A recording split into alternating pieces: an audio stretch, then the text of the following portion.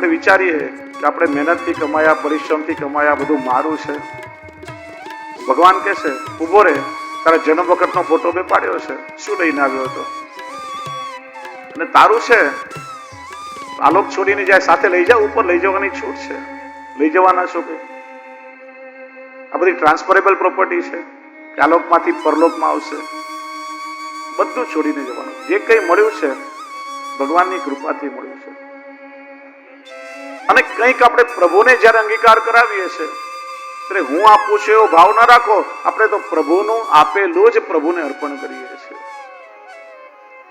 ઠાકોરજીની કૃપા છે કે આપણને નિમિત્ત બનાવી અને પ્રભુ આપણી પાસેથી એને સ્વીકારી રહ્યા છે.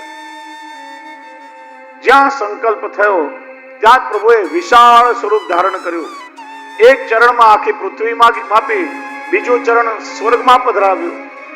અને એ સમયે બ્રહ્માજીએ પોતાના કમંડલના જળથી પ્રભુનું પાદ પ્રક્ષાલન કર્યું. એ જ પ્રભુના ચરણમાંથી પ્રગટ થયેલી ગંગા છે. 3 ડગલા ભૂમિનું વરદાન છે. ત્રીજું ચરણ ક્યાં પધરાવવું?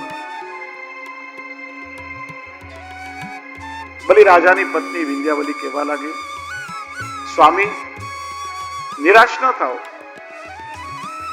તમારી સત્તાનું જે કંઈ તમે પોતાનું માનતા હતા કે બધું મારું છે, એ સર્વનું સમર્પણ તો તમે કરી દીધું. જ્યાં પોતાના શરીરને તમે પોતાનું માનો છો ને, સ્વનું સમર્પણ પણ કરી દો. બલિરાજા કે પ્રભુ હજી હું હાર્યો નથી. એક સ્થાન એવું છે કે જ્યાં તમે પોતાના ચરણ પધરાવી શકો છો. પોતાનું મસ્તક પ્રભુના ચરણમાં નમાવ્યું અને ત્રીજું ચરણ ભગવાને બલિરાજાના મસ્તક પર પધરાવ્યું, એમને અભય આપ્યું. અને એ પ્રભુના ચરણ ચિહ્નના ભાવથી આપણે બધા ઊર્ધ્વ પુંડ્ર તિલક ધારણ કરીએ છીએ. ભગવાને દાન માગ્યું અને કૃપાનું દાન આપ્યું છે. આપણને ખાલી માગતા આવડે, આપતા ના આવડે. ઠાકોરજી કંઈક માગે ને તો અનંત કૃપાનું દાન કરે છે. રસાતલનું રાજ્ય બલિરાજાને આપ્યું અને પ્રભુ પોતે દ્વારપાલ બની ગયા છે, એમની સેવા કરવા લાગ્યા. ઘણો સમય થયો, ભગવાન પાછા ના આવ્યા તો લક્ષ્મીજીને ચિંતા થઈ. નારદજી આવ્યા, દેવી મોડા પર ઉદાસ છે કેમ? અરે મારા સ્વામી પેલા બલિરાજાના યજ્ઞમાં ગયા હતા, હજી સુધી આવે, એ જલ્દી આવશે નહીં. કેમ? બહુ સરસ દ્વારપાલની નોકરી મળી ગઈ છે. લક્ષ્મીજી માલણનું રૂપ નહીં રસાતલમાં આવ્યા. બલિરાજાને કે જો રાજા, મારે કોઈ ભાઈ નથી, મારો મનોરથ છે કે હું તમને ભાઈ બનાવું ને તમારી રક્ષા માટે હું રાખડી બાંધું. બલિરાજા કે સારું, મારે કોઈ બેન નથી, આજથી હું તમારો ભાઈ ને તમે મારા બેન. સૌથી પ્રથમ રાખડી લક્ષ્મીજી બલિરાજાને બાંધી, ત્યારથી આપણે ત્યાં રક્ષાબંધનનો તહેવાર ઉજવાય છે. બેન પાસે એમને રાખડી ન બંધાવે, બેન ભાઈના રક્ષાની કામના કરે. તો ભાઈ બેનને ખુશ કરવા કંઈક આપે. પૂછ્યું બેન શું જોઈએ છે? જે માગો તે આપો. રાજા બધું છે પણ થોડા સમયથી મારા ઘરનો રખેવાળ ક્યાંક ભાગી ગયો છે. ના, તમારો રખેવાળ બહુ હટ્ટો કટ્ટો સરસ છે, મને આપો એટલે મારું કામ થાય. પછી લક્ષ્મીજી ભગવાનને લઈને સોદામ પધાર્યા. કે છે ત્યારથી દર વર્ષે 4.5 મહિના અષાઢ સુદ 11 થી કારતક સુદ 11 સુધી, અષાઢ વદ 11 થી કારતક સુદ 11 ભગવાન 4.5 મહિના બલિરાજાના દ્વારપાલ બનીને સેવા કરવા માટે પધારે છે. એટલે કહેવાય કે દેવ પોઢી ગયા. બધા દેવોના અધિષ્ઠાતા ભગવાન વિષ્ણુ છે અને વિષ્ણુ વગર કોઈ પણ વૈદિક કર્મ ન થાય. એટલે 4.5 મહિના ચાતુર્માસમાં કોઈ પણ કર્મ થતું નથી. ભગવાન સેવકના પણ સેવક બન્યા. સેવકની સેવા ભગવાને દ્વારપાલ બનીને કરી. આ ભગવાનનું પુષ્ટિ કાર્ય થયું. એટલા માટે પુષ્ટિ માર્ગમાં ભાદરવા સુદ 12 વામન દ્વાદશીના દિવસે વ્રત રાખી અને ઠાકોરજીને પણ પંચાવ્રત થાય છે. બોલીએ કૃષ્ણ કનૈયા લાલ કી જય. ત્યાર પછી 24મા અધ્યાયમાં મત્સ્યાવતારની કથા કહી. આપણે એને વંદન કરીએ. 8મા સ્કંદને વંદન કરીએ. સંક્ષિપ્તમાં હવે 9મા સ્કંદનું આપણે દર્શન કરીએ. 9મો સ્કંદ પ્રભુનું વામ સ્કંદ. કુલ 24 અધ્યાય ઈશાનું કથા લીધા છે. બે પ્રકરણ છે, સૂર્યવંશ પ્રકરણ અને ચંદ્રવંશ પ્રકરણ. ઈશાનું કથા, ઈશ અનુગામિની, ઈશ એટલે ભગવાન અને ભગવાનનું અનુસરણ કરનારા ભક્તોની કથા. આ મર્યાદા અર્થ થયો. પુષ્ટિ અર્થ, જે ભક્તોનું અનુસરણ ભગવાન કરે એવા ભક્તોની કથા. માઈ મેરો શામ લગ્યો સંગ ડોલે, જીત જાઓ તે આડો ही આવે, बिना बुलाए बोले. પરાધીના તુ મર્યાદા સ્વાધીના પુષ્ટિ નોચ્યતે. મર્યાદા માર્ગમાં ભક્ત ભગવાનને આધીન છે અને પુષ્ટિ ભક્તિ સ્વતંત્ર છે. ભક્ત પોતે ભગવાનને આધીન બની જાય છે. ભક્તની પાછળ પાછળ ભગવાન કરે છે.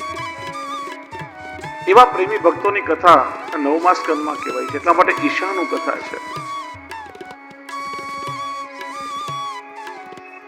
અંબરીશ રાજાનું ચરિત્ર બતાવ્યું છે. અંબરીશો મહાભાગ સપ્તદ્વીપવતી મહી. માં ભાગ્યશાળી, 7 દ્વીપોના સ્વામી. પ્રાચીન ભૂગોળ જોશો તો સમગ્ર પૃથ્વીને 7 દ્વીપોમાં 7 મહાસાગર છે અને એની વચ્ચે 7 દ્વીપે 7 દ્વીપોના સ્વામી અંબરીશ રાજા. સુદર્શન ચક્ર દુર્વાસાની પાછળ પડ્યું. દુર્વાસા ભાગતા ભાગતા ભગવાનના શરણમાં આવ્યા. પ્રભુ આપના સુદર્શનને શાંત કરો. ત્યારે ભગવાને કહ્યું, અહમ ભક્ત પરાધીનો યશ સ્વતંત્ર ઇવ દ્વિજ, સાધો ભેરગ્રસ્ત હૃદયો ભક્તૈર ભક્ત જનપ્રિય. અને જુઓ, બહુ સુંદર વાત કહી છે. ભગવાન કહે છે, હું મારા ભક્તને આધીન છું. હું સ્વતંત્ર છું પણ સદાય ભક્તોને આધીન છું. મારા ભક્તો મને બહુ પ્રિય. કેવા ભક્તો? અહીંયા બ્રહ્મ સંબંધની આખી સમર્પણની વ્યાખ્યા બતાવી છે. પ્રભુને કેવા ભક્તો પ્રિય છે? યે દારાગાર પુત્રાપ્તાન પ્રાણાન વિત્તમિમં પરમ હિત્વા મામ શરણમ યાતા કથમ ત્યાંસ્તક્ત મુત્સહ. જેણે પોતાના પતિ પત્ની સંતાનો ધન દેહ આલોક પરલોક જે મારા ચરણમાં સમર્પણ કર્યું છે એવા ભક્તોને હું સદાય આધીન છું. અને બહુ સુંદર વાત બતાવી. સાધવો હૃદયમ મહ્યમ સાધુ નામ હૃદયં ત્વહમ મદન્યેતેન જાનંતી નાહમ તેભ્યો મનાગતે. એવા મારા ભક્તો મારું હૃદય છે અને હું મારા ભક્તોનું હૃદય છું. જો હૃદયમાં છે એવું નથી કહ્યું. પુષ્ટિ માર્ગમાં બહુ સુંદર શબ્દ છે. મર્યાદામાં આપણે ભગવાનને અર્પણ કરીએ, ભગવાન એનો સ્વીકાર કરે અને પુષ્ટિ માર્ગમાં ભાવ સહિત સમર્પણ કરીએ, ઠાકોરજી એને અંગીકાર કરે છે. અર્થાત પ્રભુ એને પોતાના અંગરૂપ બનાવે છે. ભક્ત મારા હૃદયમાં છે એવું નથી કહ્યું. હૃદયમાં હોય તો હૃદયમાંથી કોઈને બહાર કાઢી શકાય, પણ એવા ભક્તો મારું હૃદય છે અને હું ભક્તોનું હૃદય છું. હૃદયને બહાર કાઢીને ના મૂકી શકાય. પ્રભુએ એ ભક્તોને પોતાના અંગરૂપ બનાવ્યા છે અને પ્રભુ જેને અંગીકાર કરે એને ભગવદ રૂપતા પ્રાપ્ત થાય છે. એટલા માટે ઠાકોરજીએ જે વસ્તુ ધારણ કરી હોય, પ્રભુની જે પ્રસાદી હોય, જેને પ્રભુએ અંગીકાર કર્યો હોય, એને આપણે સાક્ષાત ભગવદ રૂપ માનીએ છીએ. પ્રસાદી માલા, પ્રસાદી બીડા, પ્રસાદી વસ્ત્રો. તમે ક્યારે જોયું હશે હવેલીમાં ઠાકોરજીના પ્રસાદી માલા બીડા રાજભોગ કે સેના આરતી પછી મુખિયાજી લઈને પધારે, બાળકો ઉભા થઈ જાય, ઠાડા થઈ જાય. પ્રભુએ અંગીકાર કરેલા પુષ્પોની માળા છે, સાક્ષાત પ્રભુ સ્વરૂપ છે. અને કોઈ પણ પ્રસાદી વસ્તુ જયારે વિસર્જન કરવાની હોય ને તો એની પદ્ધતિ છે. ઠાકોરજીની ધરેલી માળા સીધે સીધી પધરાવી ના દેવાય. સેજ નાક પાસે લઈ શ્વાસ લઈ સુગંધ લઈ પછી પધરાવાય. કેમ કે પ્રભુએ ધારણ કર્યું સાક્ષાત ભગવદ રૂપ છે. એમાં રહેલું ભગવત સ્વરૂપ આપણી અંદર અંતર્હિત થઈ જાય તો પછી પધરાવવાનો અપરાધ ના લાગે.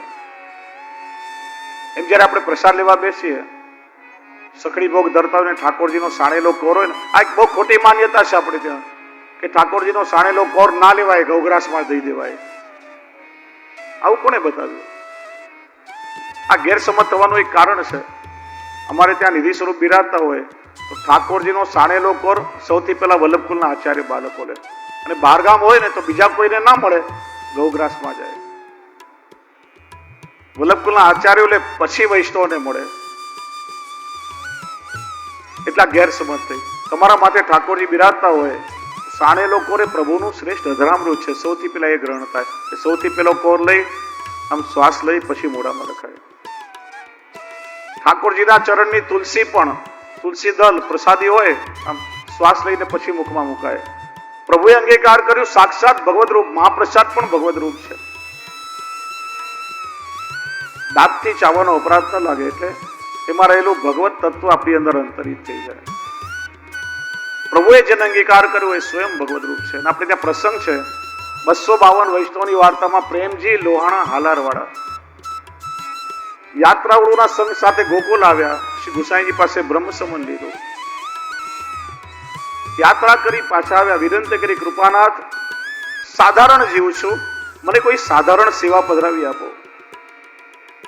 શ્રી ગુસાઈજીએ ઠાકોરજીના પ્રસાદી વસ્ત્ર પધરાવી આપ્યા. આ સાધારણ પણ છે અને અસાધારણ પણ છે. સમજ્યા ને? પણ એ તો ભાવથી સેવા કરે. અને એમનો નિયમ કે અનવસરના સમયમાં બીજા અન્ય ભગવદી વૈષ્ણવને ત્યાં સત્સંગ કરવા જાય. જો આપણો શબ્દ સમજો, અનવસર.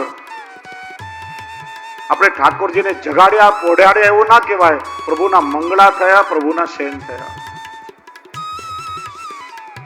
પ્રભુની લીલા અખંડ છે, ક્યારે લીલાનો વિરામ નથી. સવારે રાજભોગ થાય એટલે વ્રજ ગમનની વિજ્ઞપ્તિ થાય, પ્રભુ ગૌચારણ કરવા વ્રજમાં પધારે. સંધ્યા આરતી સમયે ગૌચારણ કરીને પાછા પધારે. અને શયન થાય તો પોઢાડવાનો ક્રમ કેવો ખબર છે? ઠાકોરજીના સ્વરૂપને આપણે પેલા હૃદય સાથે લગાડીએ. હૃદય રૂપી ભાવ શૈયા પર પ્રભુ ભાવથી પોઢે. તમે શૈયા પર પોઢાડો, આખી ચાદર ઓઢાડો.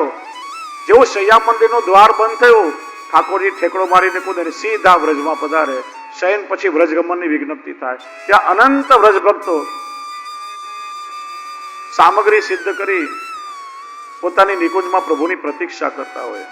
આખ્યાનમાં કહ્યું ને, સકલ વ્રજમાં પોઢિયા વાલો કરે વિવિધ રસદાનજી, એ લીલા મારે મન વસો, એ ભક્ત માગે માનજી. અનેક સ્વરૂપ ધારણ કરી પ્રભુ અનેક વ્રજ ભક્તોની નિકુંજમાં પધારી મનોજ પૂર્ણ કરે છે. અને સવારે તમે જ્યારે જગાડો, ઘંટાનાદ કરો, એટલે ભાવથી પાછા પ્રભુ પ્રગટ થઈ જાય. એટલે અનવસર શબ્દ છે. એ લીલાના અવસરમાંથી આપણે બહાર નીકળી ગયા. આપણને લીલાનું સુખ નથી મળતું એટલે અનવસર કહેવાય. એટલે એ બીજા વૈષ્ણવને ત્યાં જાય ને ઘણી વાર અનુભવ થાય કે ઠાકોરજીની સાથે વાતો કરે છે, ખેલે છે, માગી માગીને રોગે છે.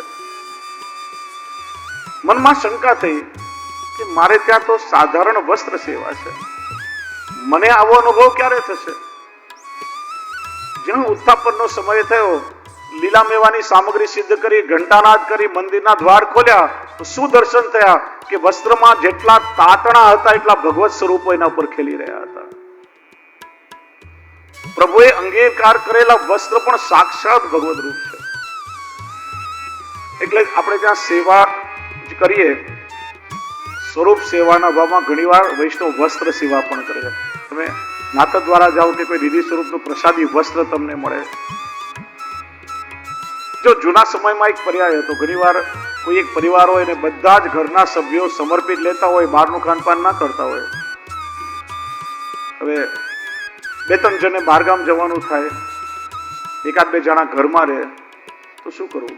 સ્વરૂપને જો પધરાવી જાય એ લોકો સમર્પિત લઈ શકે, તો ઘરમાં રહેલા લોકો સમર્પિત કેવી રીતે લે? અને જો ઠાકોરજીને ઘરમાં છોડીને જાય તો ઘરમાં સેવા પહોંચે, સમર્પિત લે, બહારગામ જાય સમર્પિત કઈ રીતે લઈ શકે? તો ના પર્યાય છે. એક જગ્યાએ ઠાકોરજીની સેવા હોય તો બીજા લોકો પ્રસાદી વસ્ત્ર સાથે લઈ જાય અને ઠાકોરજીના વસ્ત્રની સેવા પહોંચે અને પછી એને ધરીને લઈ શકે. આપણે ત્યાં વસ્ત્ર સેવાનો પણ પ્રકાર છે.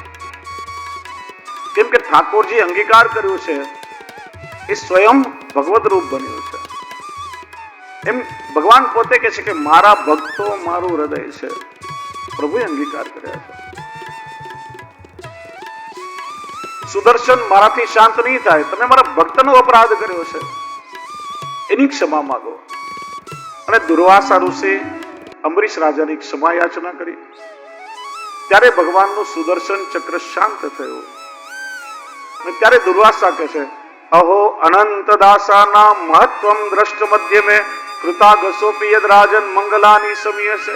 આજે મેં ભગવાનના ભક્તોની મહત્તા જોઈ. કે અપરાધીનું પણ કલ્યાણ ઈચ્છે છે. ત્યાર પછી 6થા સ્કંદમાં ઈક્ષ્વાકુના વંશનું વર્ણન કર્યું, માંધાત અને સૌભરીની કથા કહી, 7મા અધ્યાયમાં ત્રિશંકુની કથા કહી, હરિશ્ચંદ્રની કથા કહી, સગર રાજાનું વર્ણન કર્યું.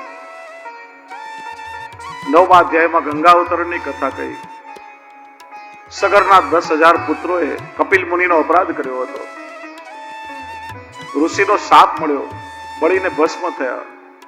એમની મુક્તિનો એકમાત્ર ઉપાય હતો કે ગંગાજીનું પૃથ્વી પર અવતરણ થાય અને સગરના પુત્રોની રાગ પરથી ગંગાજીનો પ્રવાહ વહે તો જ એમને મુક્તિ મળે. ગંગાજીને ભૂતલ પર લાવવા માટે અંશુમાને ઘણા સમય સુધી તપ કર્યું. મહારાજ દિલીપે પ્રયત્ન કર્યો, પણ ભગીરથના તપથી ગંગાજી પ્રસન્ન થયા અને પૃથ્વી પર આવવા તૈયાર થયા. 2 શરતો મૂકી. પ્રચંડ વેગથી હું પૃથ્વી પર આવીશ, મારા વેગને ઝીલશે કોણ? અને કોઈ ઝીલશે નહીં તો પૃથ્વીને ભેદીને પાતાળમાં ચાલી જઈશ. ગંગાજીને ધારણ કરવાનો પ્રસ્તાવ શિવજીએ સ્વીકાર કર્યો. આ ગંગા પ્રભુની ચરણ પદ્મજા છે, પ્રભુના ચરણમાંથી પ્રગટી. આપણે જોયું વામાવતારમાં પ્રભુના ચરણ બ્રહ્માજીએ કમંડલથી ધોઈ, એમાંથી આ ગંગા પ્રગટ થઈ. અને શિવજી એ ભગવાનના પરમ ભક્ત છે, કે શિવજીએ ગંગાજીને પોતાના મસ્તક ઉપર ધારણ કરી છે અને પોતાના દેહનો સ્પર્શ ન થાય એ રીતે એક કેશની લટ ખોલી એમાંથી ગંગાજીની ધારા પ્રવાહિત કરી. આગળ ભગીરથનો રથ, પાછળ ગંગાજીનો પ્રવાહ. જ્યાં સગરના પુત્રોની ભસ્મ હતી ત્યાં ગંગાજીનો પ્રવાહ વહ્યો અને એમનો ઉદ્ધાર થયો છે. ગંગાજીની બીજી શરત હતી કે હું પૃથ્વી પર રહીશ તો અનેક લોકો મારામાં નાહીને પોતાના પાપ ધોશે, તો મારું સત્વ મને પાછું કેવી રીતે મળશે? તો કહ્યું કે એવા કોઈ ભક્તો જેમના હૃદયમાં પ્રભુ બિરાજે છે, એ તમારામાં આવીને સ્નાન કરશે, તેમના હૃદયમાં બિરાજતા પ્રભુના સમાગમથી તમારું સત્વ તમને પાછું મળશે. એવા કોઈ ભગવદીઓ જયારે તીર્થોમાં સ્નાન કરે ને, એ તીર્થોના મહાત્મ્યને કારણે નહીં, આ ભગવદીઓ હાલતા ચાલતા જંગમ તીર્થ છે, એ તીર્થોને પણ પાવન કરે છે. એ રીતે કૃપા થઈ. 10મા અધ્યાયમાં રામકથાનું વર્ણન કર્યું. ખટવાંગના પુત્ર દીર્ઘબાહુ મહારાજ દિલીપ થયા, એમને રઘુ નામના પુત્ર થયા, જેમના પરથી રઘુ વંશ કહેવાયો છે. એમના અજ અને એમના પુત્ર મહારાજ દશરથ થયા, જેમને ત્યાં સાક્ષાત શ્રી હરિએ અવતાર લીધો છે. આજે બધા અયોધ્યાવાસીઓએ એકાદશીનું વ્રત કર્યું છે. બધાના મનમાં એક જ ભાવ છે, અમારા મહારાજ દશરથને ત્યાં અપાર સંપત્તિ છે, સન્મતિ છે, પણ સંતતિનો અભાવ છે, સંતાન નથી. આજે એકાદશીના સત્સંગનું ફળ અમે બધા મહારાજ દશરથને અર્પણ કરીએ. અમારા મહારાજના મહેલોમાં પુત્રની કિલકારીઓ ગુંજે. મહારાજ દશરથ કેવા છે? ધર્મ ધુરંધર છે, જ્ઞાની છે, હૃદયમાં ભક્તિ છે. ગુરુ વિશ્વામિત્રએ અસ્ત્ર શસ્ત્રનું જ્ઞાન આપ્યું. ભગવાન શ્રી રામે વિશ્વામિત્રજીના યજ્ઞમાં ઉત્પાત મચાવનાર અનેક અસુરોને માર્યા. જનકપુરમાં સીતાજીનો સ્વયંવર થઈ રહ્યો હતો, જ્યાં શિવજીનું ધનુષ્ય એટલું ભારે કે એક સાથે 300 વીર પુરુષો એ ધનુષ્યને ઉપાડીને લાવ્યા હતા. રમતમાં ભગવાને ધનુષ્ય ઉપાડી પ્રત્યંચા ચડાવી ધનુષ્યનો ભંગ કર્યો. સીતાજી સાથેનો વિવાહ થયો. પાછા અયોધ્યા ફરતી વખતે માર્ગમાં પરશુરામજીના અપાર ગર્વને ભગવાને દૂર કર્યો. પરશુરામજી જેમને 21 વખત પૃથ્વીને ક્ષત્રિય વગરની બનાવી હતી, જે દિવસે ભગવાનનો રાજ્યાભિષેક થવાનો હતો, એ દિવસે પિતા મહારાજ દશરથે માતા કૈકેયીને આપેલું વચન પૂરું કરવા માટે ભગવાને સ્વેચ્છાએ વનવાસનો સ્વીકાર કર્યો. રાજ્યાભિષેકના સમાચાર સાંભળીને પ્રસન્ન પણ નથી થયા અને વનવાસ સ્વીકારીને ભગવાન દુઃખી પણ નથી થયા. એ તો સદાય પ્રસન્ન ચિત્ત છે, એમનું નામ જ છે રામ. એ તો કહેવાય છે ને, ખોબો ભરીને અમે એટલું હસ્યા કે કૂવો ભરીને અમે રોઈ પડ્યા. માણસ વધારે હરખાતો હોય ને તો જીવનમાં દુઃખી પણ એટલો જ થતો. ભગવાને સુખ દુઃખ બધું બેલેન્સ જીવનમાં જાળવ્યું છે. આ ભગવાનના અવતારોએ પણ ધૈર્ય ધારણ કરી કષ્ટ કેવી રીતે સહન કરવા એ પોતાના લીલા ચરિત્રથી આપણને બોધ આપ્યો છે. વનવાસ કેવલ રામચંદ્રજી માટે મગાયો છે, સીતાજી માટે નહીં. પણ આજની સીતા નથી. જ્યાં રામ હોય ત્યાં સીતા, રામ વગર સીતા ન રહે. જે જનક નંદીની એ ખુલ્લા પગે જમીન પર ચરણ મૂક્યો નથી, એ વલકલ વસ્ત્ર ધારણ કરી ખુલ્લા ચરણથી પ્રભુ સાથે સ્વેચ્છાએ વનમાં ગયા. લક્ષ્મણજીએ ભાઈ અને ભાભીની સેવા કરવા માટે સ્વેચ્છાએ વનમાં ગયા છે. 14 વર્ષ સુધી ઊંઘ્યા નથી, નિદ્રા ધારણ નથી કરી, અને એટલે તો પેલા ઇન્દ્રજીતને મારી શક્યા છે. ઇન્દ્રજીતને વરદાન હતું કે 14 વર્ષ જે ઊંઘે નહીં એ તને મારી શકે, એટલે લક્ષ્મણજીના હાથે મરાયો. આપણે તપ છે બધું. અહીંયા રાવણે સીતાજીના રૂપ સૌંદર્ય વિશે સાંભળ્યું હતું અને કામ વાસનાથી બુદ્ધિ કલુષિત થઈ. મામા મારીચને મોકલ્યો. સોનાનું મૃગ, સુવર્ણ મૃગનું રૂપ લઈ આવ્યો. સીતાજીએ જીદ કરી કે મને આ મૃગ જોઈએ. ભગવાન પાછળ ગયા, મૃગને માર્યો તો રામચંદ્રજીના વાતમાં પોકારવા લાગ્યો. સીતાજીને ચિંતા થઈ. લક્ષ્મણજીને કહ્યું ભાઈની રક્ષા કરવા માટે જાઓ. લક્ષ્મણજી કે માતે ચિંતા ન કરો, પ્રભુને કોઈ ન મારી શકે. સીતાજી ક્રોધિત થયા ત્યારે લક્ષ્મણજીએ લક્ષ્મણ રેખા બનાવી. હે માતે, આની અંદર જો ઉલ્લંઘન ના કરશો. લક્ષ્મણજી ગયા અને પાછળથી રાવણ સાધુનો વેશ લઈને આવ્યો છે. મેં પહેલા પણ કહ્યું હતું, ત્યારે પણ સજ્જનો પાખંડ ન કરે, પણ પાખંડીઓ સંત બનીને આવે ને ત્યારે લોકો છેતરાય છે. રાવણ સાધુનું રૂપ લઈને આવ્યો એટલે સીતાજી છેતરાયા. લક્ષ્મણ રેખાની બહાર પગ મૂક્યો અને રાવણ હરણ કરીને આખા જગતને બોધ આપ્યો કે વેદ શાસ્ત્ર સમાજની કુલની પરંપરાની મર્યાદાઓની લક્ષ્મણ રેખાને જો ઓળંગે એની આવી દુર્દશા થઈ શકે. ભગવાન લક્ષ્મણજીની સાથે વગડે સીતાજીને શોધવા માટે ભટકવા લાગ્યા. સામાન્ય માનવી જેવી લીલા કરી રહ્યા છે. પ્રભુ રુદન કરે છે અને જગતને બોધ આપ્યો કે સ્ત્રીઓમાં જેનું મન હોય ને એમની આ સ્થિતિ થાય છે. જટાયુનો અગ્નિ સંસ્કાર કર્યો. હનુમાનજીને શરણમાં લીધા. સુગ્રીવ સાથે મિત્રતા કરી. સમુદ્ર પર સેતુ બંધ બાંધ્યો. અહીંયા પેલા ભગવાન વનમાં શબરીના હેઠા બોર અરોગ્યા છે. અહિલ્યાનો ઉદ્ધાર કર્યો છે. વિભીષણ પ્રભુના શરણમાં આવ્યો છે. કુંભકર્ણને માર્યો, મેઘનાદને માર્યો. રાવણ દિવ્ય રથમાં સવાર થઈને આવ્યો ત્યારે ઇન્દ્રનો સારથી માતલી પણ દિવ્ય રથ લઈને આવ્યો. ભગવાન એમાં આરૂઢ થયા. રાવણની નાભીમાં રહેલા અમૃતનું શોષણ કર્યું. એક સાથે 10 બાણનું અનુસંધાન કરી રાવણનો ઉદ્ધાર કર્યો છે. વિભીષણને 1 કલ્પનું આયુષ્ય અને લંકાનું રાજ્ય આપ્યું છે. અને સુગ્રીવ, હનુમાનજી, લક્ષ્મણજી સીતાજીની સાથે પુષ્પક વિમાનમાં બેસી પાછા અયોધ્યા રવાના થયા. માર્ગમાં ભગવાનને ખબર પડી કે નાનો ભાઈ ભરત રામચંદ્રજીના વિરહમાં જટાજૂટ વધી ગયા છે. વલકલ વસ્ત્ર ધારણ કરે છે.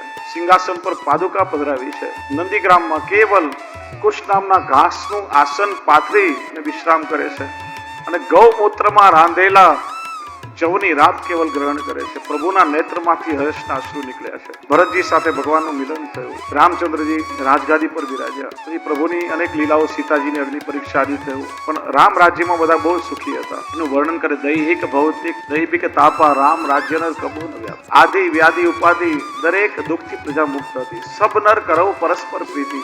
બધા જ પ્રજાજનો એકબીજાને ખૂબ સ્નેહ કરતા હતા. આજે પણ જ્યારે ઇલેક્શન આવે આપણે લોકો રામ રાજ્યની કલ્પના કરીએ છીએ અને આપણે રાવણ, કંસ અને પૂતના રાજ્યોમાં રહેવું પડે છે. રામ રાજ્ય ક્યારે મળે કે રાજ્ય સત્તા ઉપર જ્યારે ધર્મની સત્તાનું વર્ચસ્વ હોય ત્યારે દેશમાં રામ રાજ્ય. અત્યારે એવું લાગી રહ્યું છે ઠાકોરજીની કૃપાથી. આટલા વર્ષો પછી રામ જન્મભૂમિમાં રામ મંદિર બંધાયો એ આપણા બધાનું ગૌરવ છે કે આપણે બધા એના સાક્ષી બન્યા છીએ. એ તો મહારાજ દશરથ એવી પ્રતિભા હતી કે 3 લોકોમાં એમની આગતા સ્વાગતા કોઈ ન કરી શકે. સ્વર્ગમાં જાય ઇન્દ્ર પણ આસનથી ઉતરી ધરતી પર મસ્તક નમાવે. એ પ્રતિભા મહારાજ દશરથની. છતાંય ઉપવનમાં પુષ્પો ચોટી ઉપવસ્ત્રમાં લઈ જાય, નંદીગ્રામ જઈ વશિષ્ઠજીના ચરણોનું પૂજન કરે. ગુરુની કૃપાથી એમને ત્યાં રામનો જન્મ થયો. જૂના સમયમાં રાજાઓ ધર્મભીરુ હતા. રાજ્ય સિંહાસનની બાજુમાં રાજ્ય ગુરુનું સિંહાસન રહેતું. ગુરુની આજ્ઞા અનુસાર સત્ય અને ન્યાયપૂર્વક રાજ્ય કરતા, એટલે દેશમાં રામ રાજ્ય હતું. રાજ્ય સત્તા પર ધર્મની સત્તાનું વર્ચસ્વ હોય ત્યારે રામ રાજ્ય હોય. આપણે બધાએ વિચારવું જોઈએ કે ધર્મ સુરક્ષિત હશે તો આપણું રાષ્ટ્ર સુરક્ષિત હશે અને રાષ્ટ્ર સુરક્ષિત હશે તો આપણે બધા સુરક્ષિત રહીશું. રશિયા, યુક્રેન અને ઇઝરાયલ ગાઝાની લડાઈ પરથી આપણે લોકોએ સબક લેવો જોઈએ. 20 લાખ યુક્રેનીયનો ભાગ્યશાળી હતા કે યુરોપના દેશોએ આશ્રય આપ્યો એમને. અત્યારે પણ તમે રોજ છાપામાં, ન્યૂઝમાં, તમે ટીવીમાં જોઈ શકો કે ગાઝા પટ્ટીવાળીની કેવી દુર્દશા છે. 50,000 જેટલા લોકો મર્યા. લાખો લોકોને પીવાનું પાણી નથી, રહેવાની છત નથી, ખાવાનું અન્ન નથી. અને બાજુના દેશો જે છે એમના ધર્મના લોકો એમને સ્વીકારવા તૈયાર નથી. કેમ? ખબર છે આ લોકોને આશ્રય આપશું તો 10 વર્ષમાં અમારે દેશ છોડીને ભાગવું પડશે. ઘણા દેશોની આ દશા થઈ છે. આપણી જ્યારે સ્થિતિ થશે, આપણી માનસિકતાના કારણે આજે આપણે લોકો ધીરે ધીરે લઘુમતી તરફ જઈ રહ્યા છીએ. જે દિવસે આપણા દેશમાં આપણે અલ્પસંખ્યક બનશું, યાદ રાખો નીચે દરિયો છે, માથા પર હિમાલય છે, પાકિસ્તાન, બાંગ્લાદેશ, ચાઇનાની બોર્ડર છે, લાખો વિધર્મીને દેશદ્રોહીઓ આપણા દેશની અંદર છે, બહાર નહીં જવું પડે, કોઈ તમારો હાથ નહીં પકડે. મારું ઘર, મારો પરિવાર, મારા દાગીના, મારા રૂપિયા ઘર સળગતા જોવા પડશે, પરિવારજનોને મરતા જોવા પડશે, આબરૂ લૂંટાતા જોવી પડશે, સહન નહીં કરી શકો. એટલા માટે સાવધાન થાઓ, ધર્મના ગૌરવને જીવો. આજે વિધર્મીઓ કઈ ચિંતા નથી કરતા. આપણે લોકો શું 2-3 બાળકો થશે, ભણવાનો ખર્ચો ઉપાડવો પડશે, આમ થશે તેમ થશે, બસ. અત્યાર સુધી આપણે ત્યાં પારિવારિક ભાવના હતી, સંયુક્ત પરિવાર હતો. આપણા વડીલોએ વિચાર્યું હતું કે આપણા લોકોનું અસ્તિત્વ ના હોત કદાચ. પરિવાર મળી મળીને રહેવાની ભાવના હતી. ધીરે ધીરે ઓછો તો હમ દો હમારે દો, અને આજે વન ચાઇલ્ડ મેનિયા યુરોપના કલ્ચરની દેન છે. એક બાબો કે એક બેબી આવે એટલે બસ બીજું બાળક ન જ જોઈતું.